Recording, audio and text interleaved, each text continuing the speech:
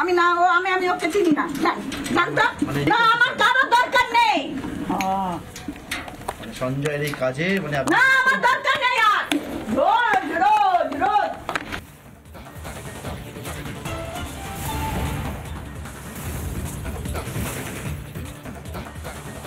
আমরা শুনছিলাম সঞ্জয় রায়ের মায়ের বক্তব্য এবং তিনি সঞ্জয়ের নামটাই শুনতে চান না, সঞ্জয়ের কথাটাই শুনতে চান না। খুব স্বাভাবিকভাবে ছেলে এত বড় অপরাধ করেছে, হয়তো মেনে নিতেও কষ্ট হচ্ছে তার, কারণ তিনিও একজন মা, তিনিও একজন মহিলা, এবং সেক্ষেত্রে অবশ্যই প্রশ্ন ওঠে যে পরিবারে একবারও কেন দেখা করতে এলো না। তাহলে আমাদের সঙ্গে থাকো সমাদৃতা। এই মুহূর্তে আমাদের সঙ্গে রয়েছেন আইনজীবী এবং বিজেপি নেতা কৌস্তব বাগচি এই মুহূর্তে টেলিফোন লাইনে রয়েছেন। কৌস্তব, আপনি একজন আইনজীবী, এই ধরনের মামলা অনেক দেখেছেন, কিন্তু এইরকম রেয়ারেস্ট অফ রেয়ার ক্রাইমস হয়তো দেখেননি, বা আপনার যে এক্সপিরিয়েন্স আজকে যা দেখতে পাচ্ছি যে আর কিছুক্ষণের মধ্যেই হয় যাবজ্জীবন কারাদণ্ড অথবা ফাঁসির সাজা শোনাতে চলেছেন হয়তো বিচারক, আপনার কি মনে হচ্ছে কতটা জাস্টিস পাবে অভয়া? দেখুন, আমি প্রথমে একটা কথা বলি, সেটা হচ্ছে যে কোয়ান্টাম অফ পানিশমেন্ট হবে সেটা কমপ্লিটলি আপ টু দি জাজ, এটা নিয়ে মন্তব্য করা উচিত হবে না। কোয়ান্টাম কি হবে সেটা সম্পূর্ণভাবে জজ সেটা নির্ধারণ করবেন। কিন্তু আমাদের সবার একটা দীর্ঘদিনের আশা যে অভয়া যাতে বিচার পায়, অভয়ার যে এই কাণ্ড যে ঘটেছে তার সাথে যে এই বিভিন্ন ঘটনা যারা ঘটেছে তারা যেন সবাই শাস্তি পায়। এই সবাই কথাটা যখন আমি বলছি, আমার মনে কোথাও একটা আশা কাজ করছে, মানে এটা আইনজীবী রাজনীতিবিদ সমস্ত কিছু ছেড়ে দিয়ে একজন সাধারণ নাগরিক হিসেবে সেখানে একটা কোথাও আমার মধ্যে একটা আশা এটা একটা কোথাও কাজ করছে যে শুধু সঞ্জয় নয়, আরো যারা দোষী ব্যক্তিরা আছে তারাও এই বিষয়গুলো, কারণ সিবিআই চার্জশিটটা যদি আপনারা দেখেন অন্যদের ক্ষেত্রে এখনো ইনভেস্টিগেশন কন্টিনিউ করবে এই ধরনের কথা বলা আছে। বা ধরুন সেন্ট্রাল ফরেন্সিকের যে এ অনুযায়ী ডিএনএ তে সেখানে বলা আছে যে একাধিক ব্যক্তির প্রেজেন্সের কথা বলা আছে। তো সেই ক্ষেত্রে আমার এখানে কোথাও একটা আশা ভরসা আছে শুধু সঞ্জয় নয়, এই ছাড়া আরো অন্যান্য যারা আছে সবাই তাদের বিরুদ্ধে ব্যবস্থা হবে, তারাও শাস্তি পাবে। তখন গিয়ে আলটিমেটলি আমরা বলতে পারবো যে কমপ্লিট জাস্টিস হয়েছে এই বিষয়টা। এখন অব্দি যেটা হচ্ছে পার্শিয়ালি সেই বিষয়টা, হ্যাঁ জাস্টিস সাবসার হচ্ছে কিছুটা হলেও, কিন্তু যতক্ষণ না সবাই এই বিষয়টা যারা যারা অন্যান্য যারা দোষী ব্যক্তি তারা যারা জড়িত তারা যতক্ষণ না শাস্তি পাচ্ছে জাস্টিস বিষয়টা অধরা থেকে যাবে। আমি এই কথাটা যখন বলছি I am completely keeping in my mind যে বায়োলজিক্যাল এভিডেন্স যা ছিল সেটা পুলিশের তত্ত্বাবধানে সমস্তটা ডিস্ট্রয় করা হয়েছে, এবং এটা সিবিআই ছিল বলেই হয়তো এই একটা লজিক্যাল কনক্লুশনে আমরা পৌঁছাতে পারছি। তাহলে পুলিশ যদি শুধুমাত্র ইনভেস্টিগেশনটাকে ক্যারি আউট করতো তাহলে হয়তো আজকের দিন এই জায়গাটা আসতো না, হয়তো দেখা যেত সঞ্জয় বেকসুর খালাস হয়ে বেরিয়ে যাচ্ছে। যেটুকু হয়েছে সিবিআই কারণেই হয়েছে, এবং আমরা আশা রাখি বাদ বাকি যেটুকু হবে সেটা সিবিআই যথাযথভাবে করবে। আপনি বায়োলজিক্যাল এভিডেন্সের কথা বলছেন, সব থেকে বড় বায়োলজিক্যাল এভিডেন্স তো অভয়ার দেহ, যেটাকে পুলিশই সব থেকে বেশি তৎপরতার সঙ্গে খুব তাড়াতাড়ি নিপুণভাবে দাহ করতে সক্ষম হয়েছিল। অনেক ধন্যবাদ, খুব নিজেদের তৎপরতায় দাহ করাতে পেরেছিল তারা। অনেক ধন্যবাদ কৌস্তব বাবু আমাদের সঙ্গে কথা বলার জন্য। কৌস্তব বাগচি ছিলেন আমাদের সঙ্গে টেলিফোন লাইনে, আইনজীবী এবং বিজেপির নেতা।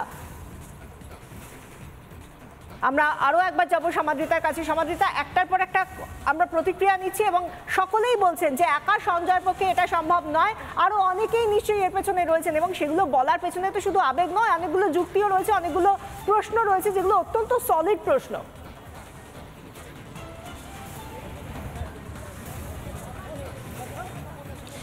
একদমই ঠিক বিশাখা, অনেকগুলো প্রশ্ন রয়েছে, এবং আমার কৌস্তব বাগচি আমার প্রশ্নটা ভীষণ জরুরি মনে হচ্ছে এই মুহূর্তে। তুমি এরপরে কাউকে পেলে নিশ্চিতভাবেই করো যে সিবিআই আছে বলে সঞ্জয় রায় দোষী সাব্যস্ত হলো, ঠিক কথা। কিন্তু আমাদের প্রশ্ন হচ্ছে যে সিবিআই এত কিছু তদন্ত করলো, যখন আমরা শুনছি সাধারণ মানুষের কাছে যাচ্ছি, আমরা জানি এই প্রশ্ন বারবার উঠছে পুলিশের হাতে যে 5 দিন ছিল, সেই 5 দিনে কি হয়েছে, সার্কামস্টেন্সিয়াল এভিডেন্স নষ্ট হয়ে গিয়েছে কিনা, সিবিআই এর পক্ষ থেকে কেন এমন কোনো দাবি আসছে না, এমন কোনো ধরনের কোনো তদন্তের অ্যাঙ্গেল, কোনো তদন্তের দিক থেকে কেন এই বিষয়টা আসছে না যে সেদিন সঞ্জয় রায় একা ছিল না আরও অনেকে ছিল, এই বিষয়টা কেন আসছে না? কারণ আমরা জানি যে অভয়ার পরিবার থেকে বলো বা সার্কামস্টেন্সিয়াল এভিডেন্স যে কথাগুলো বারবার বলা হচ্ছে, সেই সার্কামস্টেন্সিয়াল এভিডেন্স থেকে কিন্তু এটা ভীষণ রকমভাবে একটা প্রশ্নের জায়গা যে একা সঞ্জয় রায় হতে পারে না। সাধারণ মানুষ তারা প্রত্যেকে বলছেন, অভয়ার পরিবার বলছে, বিরোধী যত দল রয়েছে প্রত্যেকে বলছে, সবাই বলছে, কিন্তু কেন কোনো তদন্তে কোথাও গিয়ে আর কারোর নাম উঠে এলো না? তাহলে ধরে নিতে হবে যে সঞ্জয় রায় ওইটুকু সময়ের মধ্যে সমস্ত ঘটনাটা ঘটালো, কোনো রকম কোনো ধস্তাধস্তি ছাড়া ঘটালো এবং পুরো জায়গাটা সাজিয়ে গুছিয়ে সুন্দর করে রেখে চলে এলো। এটা তো ভীষণ রকম একটা কষ্ট কল্পনার জায়গা তৈরি হয়ে যাচ্ছে। আবার বলছি, সঞ্জয় রায় নিশ্চিতভাবে দোষী। সঞ্জয় রায় দোষী নয় এ কথা কেউ বলবে না। সঞ্জয় রায় দোষী, তথ্য প্রমাণের সাপেক্ষে দোষী সাব্যস্ত হয়েছে, সব ঠিক আছে। কিন্তু একা সঞ্জয় রায় নন, এই কথাটাই বারবার প্রত্যেকে বলছেন। কেন সিবিআই এর তদন্তে সেই দিকটা উঠে এলো না? তাহলে এই যে বারবার আমার প্রশ্ন, বারবার যে সেটিং এর কথা বলা হচ্ছে, বারবার যে বলা হচ্ছে সিবিআইও হাল ছেড়ে দিয়েছে, সত্যি কি তাই? না হলে সিবিআই কেন শ্বেতপত্র প্রকাশ করে এটা বলছে না যে তারা পাননি, তারা অমুক প্রমাণ খুঁজেছিলেন পাননি, তারা এটা খুঁজেছিলেন পাননি, ওটা খুঁজেছিলেন পাননি, তাদের এইটা হাতে লাগেইনি, হাতে আসেইনি। যেরকম সুপ্রিম কোর্টের ক্ষেত্রে তোমার মনে থাকবে বিশাখা, একটা চালান, দেহ হস্তান্তরের চালান, সেটা নিয়ে কপিল সিব্বল রীতিমতো টানাটানি ঠেলাঠেলি করলেন, কোথাও কিছু খুঁজে পাচ্ছেন না, এরকম কোনো চালান তাকে দেওয়া হয়নি। অথচ চালান ছাড়া দেহ হস্তান্তর সম্ভব। আমরা জুনিয়র চিকিৎসক অনিকেত মাহাতোকে আমাদের সঙ্গে টেলিফোন লাইনে পেয়ে গিয়েছি। অনিকেত, আপনাকে স্বাগত জানাবো। আপনারা অনেক দিন ধরে অনেক লড়াই করেছেন, কিন্তু ইতিমধ্যেই আমরা দেখতে পাচ্ছি যে আজ শুধুমাত্র সাজা ঘোষণার পালা, দোষী সাব্যস্ত হয়ে গিয়েছে সঞ্জয়, আর কারো নাম তো এলো না, কি বলবেন? হ্যাঁ, আমরা যেটা বলি সেটা হচ্ছে যে আজ 2:45 যে সাজা ঘোষণা সঞ্জয় রায়ের, তাকে মাননীয় বিচারক সিবিআই যে প্রাইমারি চার্জশিট এবং হচ্ছে যে সার্কামস্টান্সিয়াল এভিডেন্স, এর উপরে তিনি সাজা ঘোষণা করবেন। এটা তো সত্য, এটা ঠিক।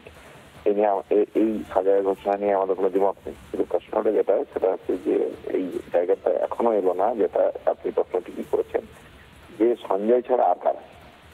কারণ শুধু তো এই কথা, এই দাবি জুনিয়র চিকিৎসকরা প্রথম দিন থেকে যেমন করেছে, শুধু আমাদের দাবি তো তা নয়।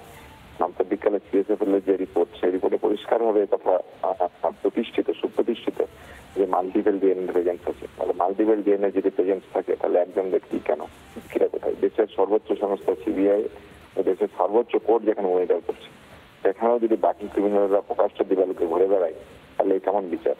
দ্বিতীয় প্রশ্ন যে জায়গাটা হচ্ছে বলার, সেটা হচ্ছে যে সাপ্লিমেন্টারি চার্জশিট দিয়ে সিবিআই যার কথা 10ই ডিসেম্বরের লাস্ট হিয়ারিং এ সলিসিটর জেনারেলও কমিট করেছিলেন যে তিনি তারা সাপ্লিমেন্টারি চার্জশিট দেবেন, কিন্তু সেই সাপ্লিমেন্টারি চার্জশিট এলো না কেন? তাহলে সন্দীপ ঘোষ এবং টালা থানার ওসি, তারা যে অভিযুক্ত হয়েছিল, তাদের জায়গা থেকে আজকে মাননীয় বিচারক কি অবজারভেশন দেন, সেদিকেও আমাদের নজর থাকবে। আমরা যে কথাটা বারবার বলছি, সেটা হচ্ছে একাধিক ব্যক্তি জড়িত, বাকিদের অ্যারেস্ট করুন, বাকিদের দোষী সাব্যস্ত করুন। দ্বিতীয়ত যে সাপ্লিমেন্টারি চার্জশিট ইনভেস্টিগেশনকে হাসাব করার যে প্রচেষ্টা হয়েছিল, সেটা কাকে বাঁচানোর জন্য প্রচেষ্টা হয়েছিল? আজকে যদি বলতে হয় যে সঞ্জয় রায়কে বাঁচানোর জন্য প্রচেষ্টা হয়েছিল, সে একজন সিভিক ভলেন্টিয়ার, তাহলে এটা তো হাস্যকর। তাহলে এই জায়গায় আমরা যেতে চাইছি না। আমরা যেতে চাইছি যে আপনি প্রকৃত সত্য উদ্ঘাটন করে জানান যে এই ঘটনার পিছনে কে বা কারা আছে, কোন প্রভাবশালীকে আটকানোর চেষ্টা করা হচ্ছে, কেন দেশের সর্বোচ্চ তদন্তকারী সংস্থা তদন্তের মাধ্যমে এই ইনভেস্টিগেশন যে হাসাব করার প্রচেষ্টা তারা প্রাইমারি চার্জশিটে উল্লেখ করেছিলেন, কার উদ্দেশ্যে কেন করা হয়েছিল, এই প্রশ্ন থাকছে। তাহলে সাপ্লিমেন্টারি চার্জশিট দেওয়া হোক। একটা বিষয় জানতে চাইবো অনিকেত, আপনারা কি যে সিবিআই 162 দিন ধরে এই যে এই তদন্ত চললো বা এখনো চলছে, তো সেই সিবিআই তদন্তে আপনারা সন্তুষ্ট? আপনি নিজে সন্তুষ্ট?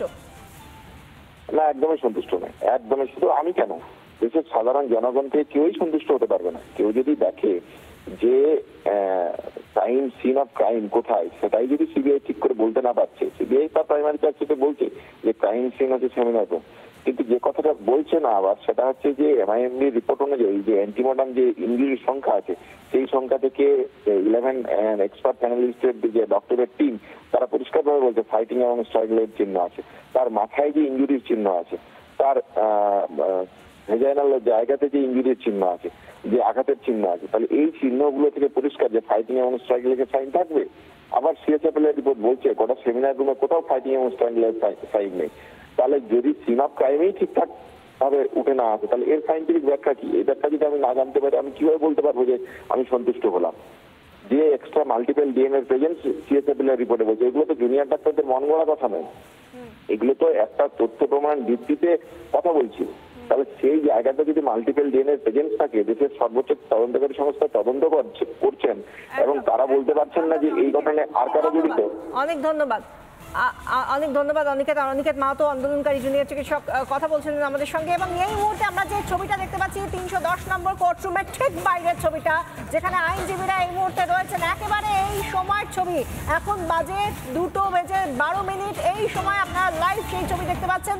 ঠিক যে এজলাসে জাজমেন্ট পড়া হবে তার ঠিক বাইরের ছবিটা আপনারা দেখতে পাচ্ছেন। আইনজীবীরা ভিড় করে দাঁড়িয়ে রয়েছেন সেখানে। আর মাত্র কিছুক্ষণের অপেক্ষা, তারপরই সাজা শোনানো হবে। আর কিছুক্ষণ পর সঞ্জয়ের সাজা ঘোষণা। সঞ্জয়ের কি সাজা হবে? তাকে কি যাবজ্জীবন কারাদণ্ড দেওয়া হবে, নাকি তার সর্বোচ্চ শাস্তির সাজা শোনানো হবে? সেই নিয়েই ইতিমধ্যে একটা অপেক্ষার প্রহর গোনা চলছে। অপরাধী সঞ্জয় রায়ের যাবজ্জীবন হবে নাকি ফাঁসির সাজা? একদিকে অভয়ার পরিবারের তরফ থেকে ফাঁসির সাজা অর্থাৎ সর্বোচ্চ শাস্তির দাবি জানানো হচ্ছে, অন্যদিকে সিবিআই এর তরফ থেকে একই দাবি জানানো হচ্ছে। যদিও সঞ্জয়ের আইনজীবী বলছেন তাকে যেন সর্বোচ্চ শাস্তি দেওয়া না হয়। সমাদৃতা রয়েছেন আমাদের সঙ্গে এই মুহূর্তে। সমাদৃতা, নানা ধরনের কন্টেন্ট দেখার জন্য লাইক করুন, শেয়ার করুন আমাদের ফেসবুক পেজ, সাবস্ক্রাইব করুন আমাদের ইউটিউব চ্যানেল। পাশাপাশি অন্যান্য ব্রেকিং নিউজের জন্য অবশ্যই চোখ রাখুন রিপাবলিক বাংলায়।